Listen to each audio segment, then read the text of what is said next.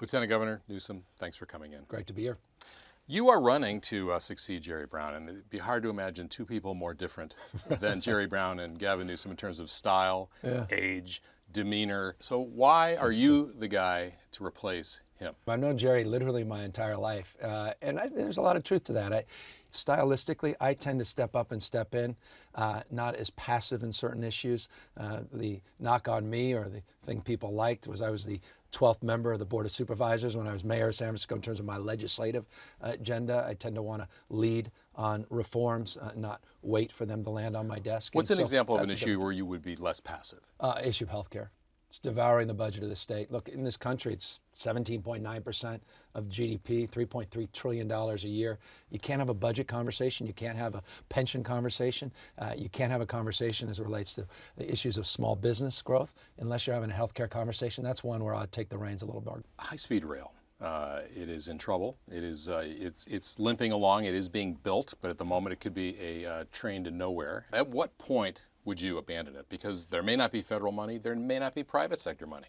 Yeah, I don't want to even speculate about that. I want to see if we can bring this thing together. The key is getting that private sector money. That's the missing leg of the three-legged stool. Also continue to advocate for more federal dollars. Look, we're patching this together. We're keeping this thing going. You got 1,600 folks quite literally working as we speak. This thing is actually under construction. And the redesign of the first phase, valley to valley, actually provides tremendous utility for this region, and it's fastest growing part of the state, the Central Valley. So this is not a boondoggle as some have asserted it is, unless we abandon the vision because we couldn't find funding, and that's my commitment to try to find those Could dollars. you see just connecting the valleys, Silicon Valley and the Central Valley, and say, you know what, that's all we can do? I have confidence we will get that phase done. There's no doubt in my mind that worst case, you get that phase done. We get the electrification of Caltrans, which will be a game changer up here. So the northern part of the state is best positioned to be well served by the status quo, but I really feel a sense of responsibility to Southern California that really has been left wanting in this respect, because that issue of getting those tunnels through and above the Tehachapi Mountains and the San Gabriel Mountains remains a profound open question and an open wound, candidly, for a lot of the elected officials down there that rightfully have been critical. Governor Brown has not been shy about saying no to Democrats when it comes to spending. Are you willing to say no? Yeah, it's going to be hard, but anyone who's followed my time as mayor of San Francisco knows that was a word I used often. We balanced 7 budgets without laying off police officers, firefighters, nor do we lay off teachers. What would you say no to? I mean, you've got to balance budgets. You've got to be fiscally disciplined. But at the same time, I also want to recognize a fundamental fact that unless we deal with the issue of income and wealth disparities and the issue of social mobility, this state's going to collapse on itself. 8 million people living below the poverty line, 24% of our kids below the poverty line, 46% at or near the poverty line. Those are stubborn facts that the next governor has to address. Sexual harassment has been a big issue rocking Sacramento and the country. And I'm curious, when this began to happen with Harvey Weinstein and then it all unfolded, what went through your mind? What questions did you ask? It was very personal. My wife was the second person to come out impacted directly by Harvey.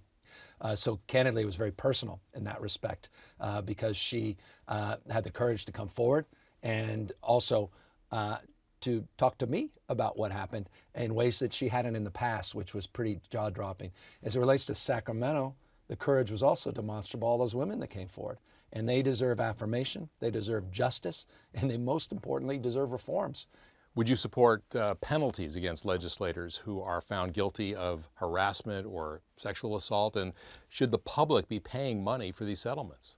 Yeah, I think the settlements we got to bring to light. I mean, I think it's unfortunate we've been signing all these settlement checks without asking any questions for years and years and years. What questions would you ask? Well, the fact is we are just signing off on settlements that have one purpose, and that's not to allow the light of day and the women to come forward. At the end of the day, taxpayer dollars certainly shouldn't be used for the malfeasance and the absolute sort of offense that is occurring by legislative leaders or members of staff. There has to be personal accountability in that respect, and I certainly would support that.